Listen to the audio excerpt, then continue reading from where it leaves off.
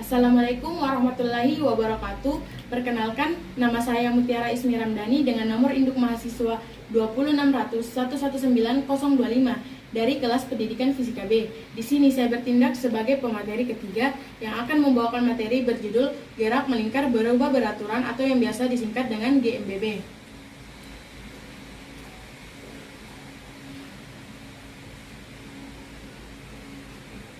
Nah, yang pertama kita ketahui yaitu dulu ada pengertian dari gerak melingkar berubah beraturan itu sendiri. Gerak melingkar berubah beraturan adalah gerak melingkar yang mempunyai percepatan sudut yang tetap. Nah, di dalam gerak ini terdapat percepatan tangensial yang sama dengan percepatan linearnya, menyinggung lintasan lingkaran dan berhimpit dengan arah kecepatan tangensial tersebut. Nah, konsep dari GMBB sendiri itu tidak jauh berbeda dengan konsep gerak lurus berubah beraturan atau GLBB dengan kecepatan yang berubah-ubah secara teratur dengan percepatan yang konstan. Nah, begitu pula pada GMBB. Pada gerak melingkar berubah beraturan ini adalah suatu benda jika berada pada lintasan yang berbentuk lingkaran dengan kecepatan sudut yang berubah-ubah secara teratur dan percepatannya itu konstan. Nah, kemudian pada GMBB sendiri itu terdapat dua jenis, yakni GMBB dipercepat dan GMBB diperlambat. Berikut akan saya gambarkan keduanya.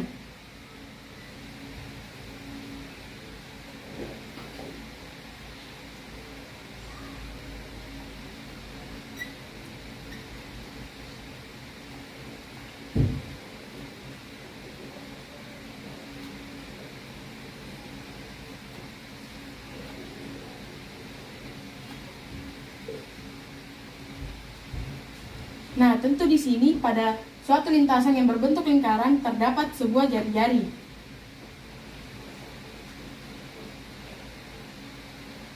Nah, di sini terdapat kecepatan sudut yang biasa disimbolkan dengan omega dan ada percepatan yang biasa disimbolkan dengan alfa. Di sini juga seperti itu, ada omega dan juga ada alfa.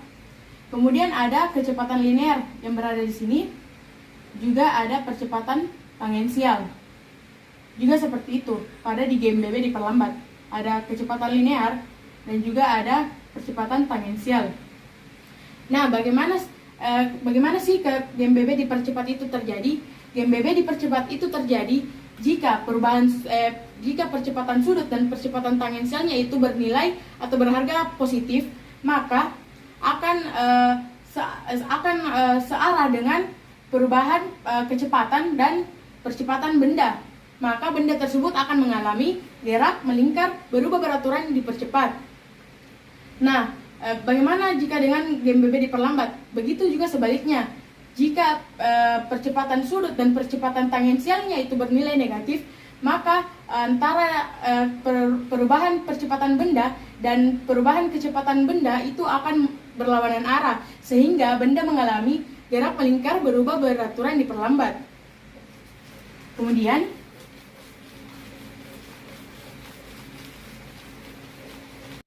Kemudian dari gerak melingkar berubah beraturan itu kan sudah diketahui bahwa percepatannya itu konstan, maka percepatan sama dengan perubahan kecepatan sudut dibagi dengan selang waktu atau delta T, atau bisa dituliskan kecepatan sudut akhir dikurang kecepatan sudut awal dibagi waktu akhir dikurang waktu awal, atau bisa dituliskan menjadi percepatan sama dengan kecepatan sudut akhir dikurang kecepatan sudut awal dibagi dengan waktu.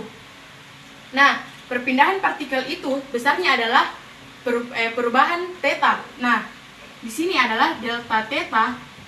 Di sini adalah theta sama dengan theta 2 dikurang theta 1 dalam selang waktu atau delta T.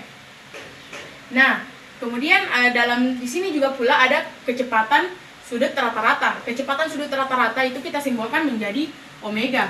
Omega tidak lain dan tidak melainkan adalah delta theta dibagi dengan delta t. Nah, omega ini adalah kecepatan sudut rata-rata yang mana berada di antara kecepatan sudut awal dan kecepatan sudut akhir. Maka bisa dituliskan menjadi 1/2 dikali omega 0 ditambah omega sama dengan delta theta dibagi delta t. Nah, kita lanjutkan di sebelah sini. Maka ini kita kali silangkan, maka menjadi delta theta sama dengan 1/2 dikali omega 0 ditambah omega dikali delta t. Nah, ini adalah hasilnya. Kemudian kita memasukkan ke dalam persamaan yang tadi sudah kita dapatkan, yang dari sini bisa kita ubah sebenarnya menjadi kecepatan sudut akhir sama dengan kecepatan sudut awal ditambah percepatan sudut dikali dengan T. Nah, kemudian dengan memasukkan persamaan yang ini tadi, yaitu kecepatan sudut akhir sama dengan kecepatan sudut awal ditambah percepatan dikali dengan theta, maka hasilnya menjadi 2 dikali delta theta sama dengan kecepatan sudut awal dikali T ditambah kecepatan sudut awal ditambah A dikali T dikali delta T. Nah, menjadi 2 delta theta sama dengan 2 kecepatan sudut awal, 2 ini kan dikali masuk, maka 2 dikali kecepatan sudut awal dikali T ditambah AT kuadrat. Maka ini bisa disederhanakan, masing-masing dibagi menjadi 2, dibagi 2.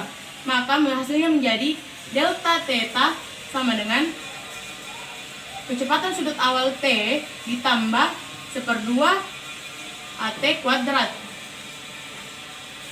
Nah, sebagaimana yang kita tahu bahwa delta theta adalah theta akhir dikurang dengan theta awal, atau bisa juga theta 2 dikurang theta 1, maka menjadi theta 0 ditambah kecepatan sudut awal dikali T ditambah 1/2 AT kuadrat. Maka ini adalah hasil dari persamaan yang akan dicari tadi. Kemudian kita hapus.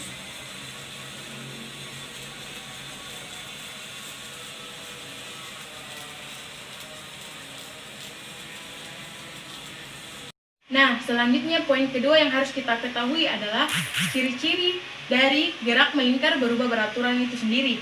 Yang pertama, tentunya lintasannya berbentuk lingkaran.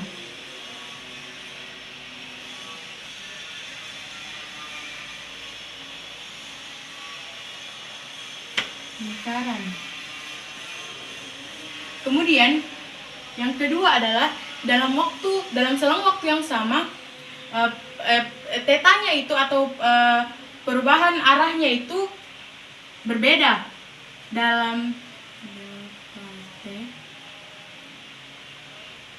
theta sama dengan berbeda. Kemudian yang ketiga yaitu nilai dan besar nilai atau arah dari kecepatan linear itu berubah, atau V. Kemudian yang keempat adalah kecepatan sudut. Nilai dan arah dari kecepatan sudut itu juga sama, yakni kecepatan sudut itu berubah. Nah, adapun pada percepatan nilai dan arah pada kecepatan tangensial ini, nilainya itu tetap, tetapi arahnya itu berubah. Maka percepatan tangensial itu sama dengan konstan. Kemudian pada percepatan, nilai dan arah pada percepatan itu juga sama, konstan.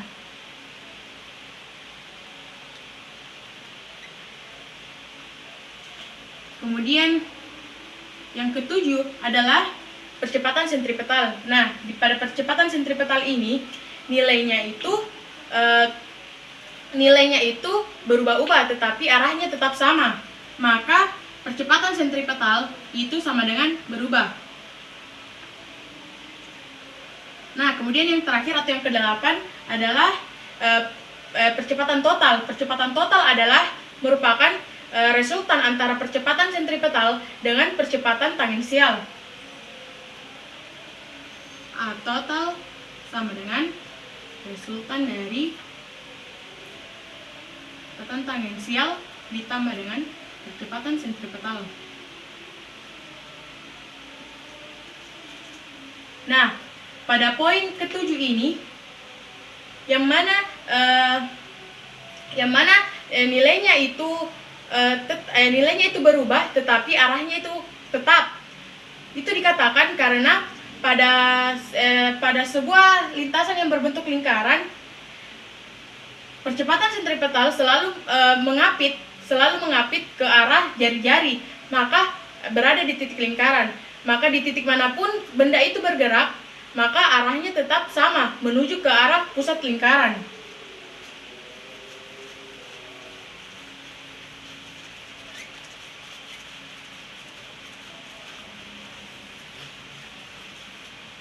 Nah, kemudian kita gambarkan.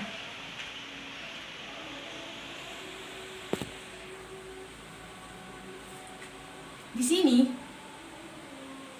ada percepatan tangensial yang selalu tegak lurus dengan lintasan yang berbentuk lingkaran. Kemudian di sini ada jari-jari. Lalu di sini ada percepatan sentripetal,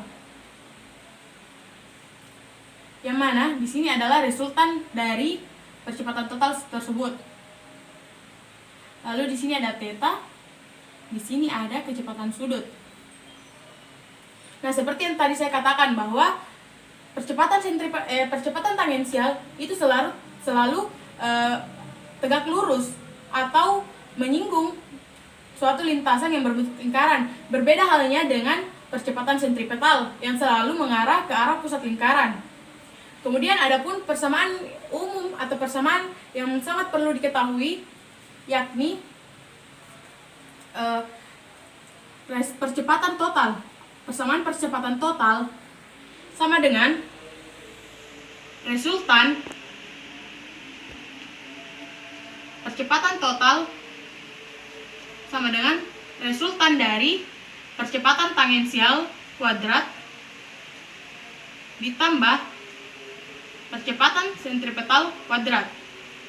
Nah, untuk menentukan besar arah perpindahan dari percepatan total, maka theta sama dengan arcus tan percepatan tangensial dibagi percepatan sentripetal. Nah, poin ketiga yang harus kita ketahui di sini adalah besaran fisika yang termasuk ke dalam gerak melingkar berubah beraturan. Yang pertama ada sudut. Sudut biasa disimbolkan dengan theta. Nah, sudut di sini adalah besaran fisika yang mana memuat ruas pangkal untuk berpindah dari satu posisi ke posisi yang lain. Dalam satu lingkaran, itu terdapat 2 V dikali radian. Nah, berarti 360 derajat. Nah, untuk satu radian sendiri itu sama dengan 360 derajat dibagi dengan 2. Maka hasilnya adalah 180 derajat. Itu adalah satu radian. Kemudian besaran yang kedua adalah percepatan sudut, yang mana percepatan sudut itu juga dilambangkan oleh theta. Nah, untuk mencari percepatan sudut itu bisa digunakan S per R. S per R ini adalah S itu dilambangkan dengan jarak lintasan. Kemudian R adalah jari-jari dalam suatu lingkaran. Misalkan dalam sebuah lingkaran, di sini ada titik pusat, lalu di sini ada titik A, di sini ada titik B. Nah, di sini ada theta. Di sini titik pusatnya. Kemudian di sini ada jarak lintasan, di sini ada jari-jari, di sini ada jari-jari. Nah, untuk melakukan perpindahan dari A ke B, dari titik A ke B, maka melakukan satu putaran yang mana melewati juga jarak lintasan dan jari-jari itu sendiri. Maka didapatlah persamaan theta sama dengan S per R. Kemudian yang ketiga adalah kecepatan sudut. Nah, kecepatan sudut di sini adalah perubahan kecepatan linear dibagi dengan jari-jari, atau omega sama dengan V per R.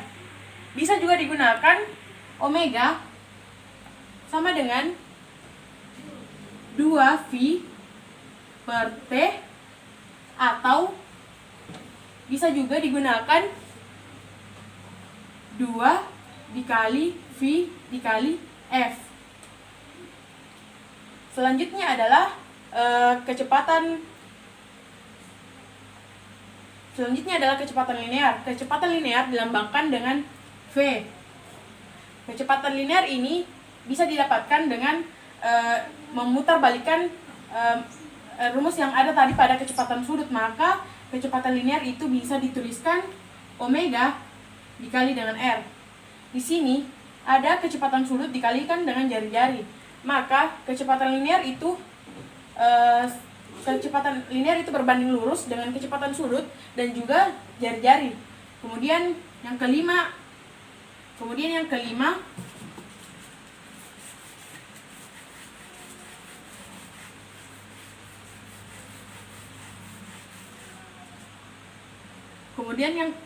kelima ada percepatan tangensial. Sebagaimana telah dijelaskan sebelumnya, percepatan tangensial itu bisa didapatkan dengan perubahan kecepatan sudut dibagi dengan selang waktu. Nah, selanjutnya ada percepatan. Percepatan itu bisa didapatkan dengan A W kuadrat atau omega kuadrat dikalikan dengan R. Nah, di mana omega kuadrat ini adalah kecepatan sudut yang dipangkat duakan lalu dikalikan dengan jari-jari. Selanjutnya ada frekuensi. Frekuensi adalah waktu yang ditempuh, periode yang ditempuh untuk persatuan waktu, atau 1 per T. Bisa juga digunakan N per T. Lalu setelah itu ada juga selang waktu. Selang waktu di sini bisa dilambangkan dengan delta T.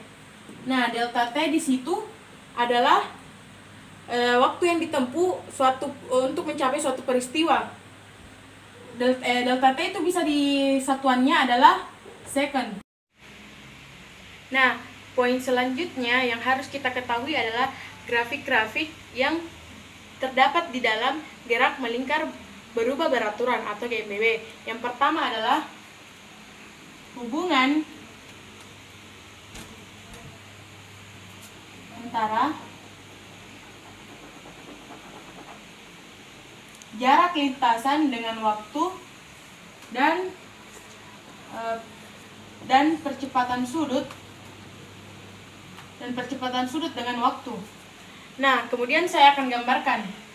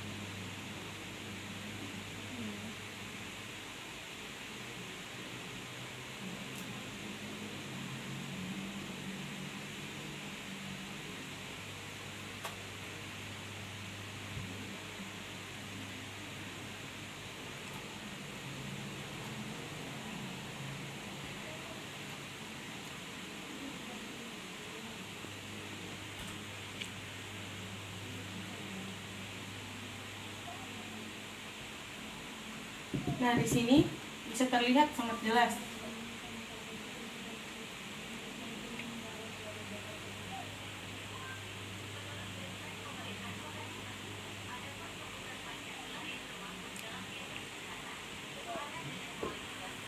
Nah, di sini yang pertama,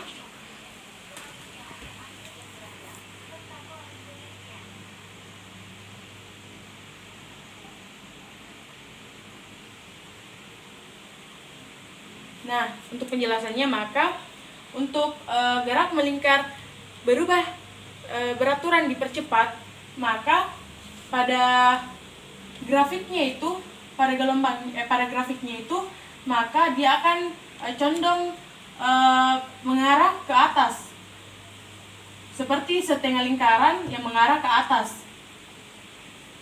Juga seperti ini.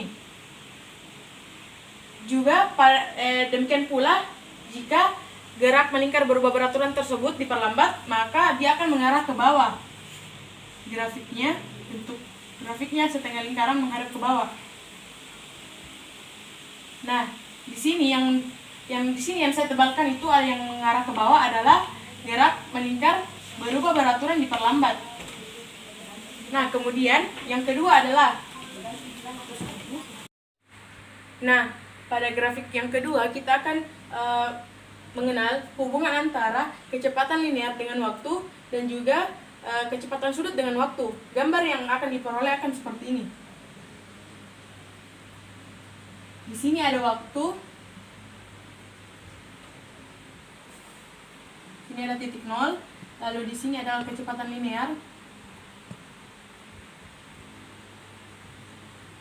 Di sini,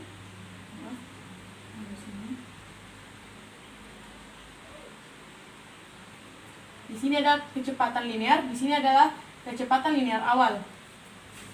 Nah, kita gambarkan pada grafik kecepatan sudut yang satunya lagi. Di sini ada waktu, kecepatan sudut. Di sini kita tuliskan waktu. Di sini ada titik nol, lalu di sini ada kecepatan sudut, di sini kecepatan sudut awal. Nah, mari kita gambarkan.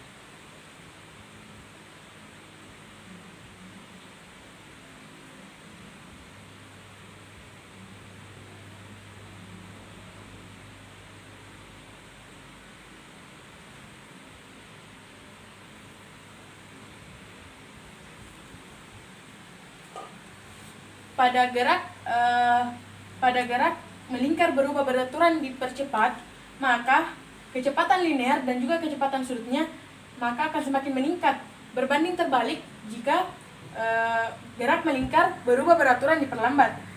Kecepatan linear dan kecepatan sudutnya akan semakin menurun. Kemudian grafik yang ketiga.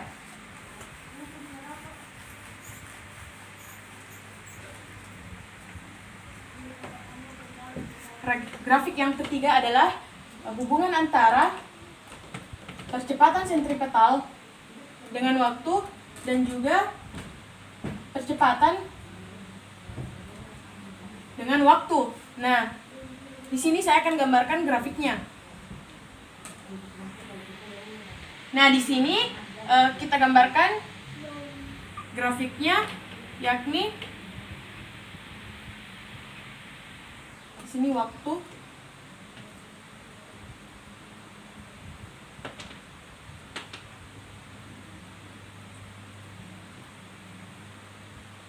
di sini waktu.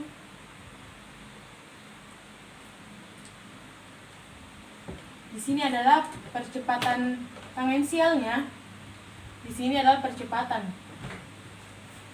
Nah, sebagaimana dijelaskan di awal tadi bahwa pada percepatan tangensial dan percepatan yang berlangsung pada gerak melingkar berubah beraturan itu konstan, maka dituliskan bahwa percepatan tangensial itu konstan. Sebagaimana juga percepatan konstan. Nah, di sini kita bisa melihat bahwa Pada saat percepatan tangensial dan percepatan sudut itu konstan, maka dia akan sejajar dengan waktu, maka akan berbanding lurus dengan waktu tersebut. Selanjutnya kita akan melangkah ke contoh soal. Sebuah roda mula-mula diam,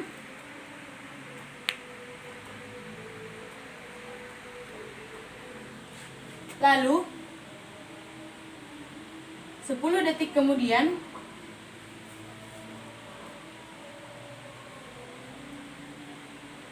berputar dengan kecepatan sudut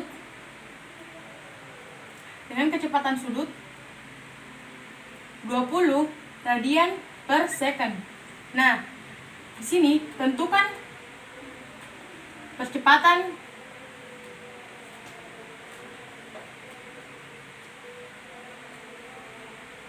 yang terjadi.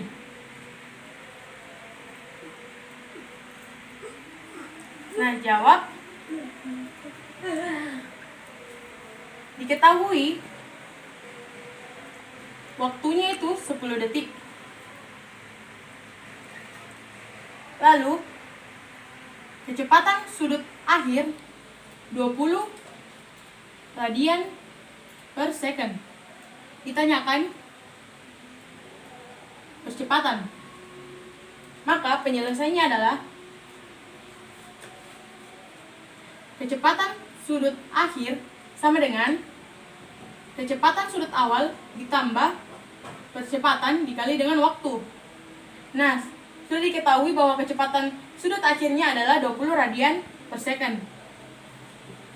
Kecepatan sudut awalnya kan mula-mula diam, berarti kecepatan sudut awalnya itu 0. Lalu ditambah A dikali dengan 10. Berarti 20 sama dengan A dikali 10. Nah, maka percepatan yang terjadi adalah A sama dengan 20 dibagi 10. Hasilnya 10 radian per second kuadrat. Dan yang terakhir adalah ayat yang berhubungan dengan gerak melingkar berubah beraturan. Terdapat pada Quran surah Al-Anbiya ayat 33 yang mana bunyinya yaitu wa huwallazi khalaqal laila wan nahara wasyamsu wal qamara kullun fi faliyasbahu, yang mana artinya dan dialah yang telah menciptakan malam dan siang, matahari dan bulan masing-masing dari keduanya itu beredar di dalam garis edarnya. Sekian dan terima kasih. Wabillahi taufiq wal hidayah. Wassalamualaikum warahmatullahi wabarakatuh.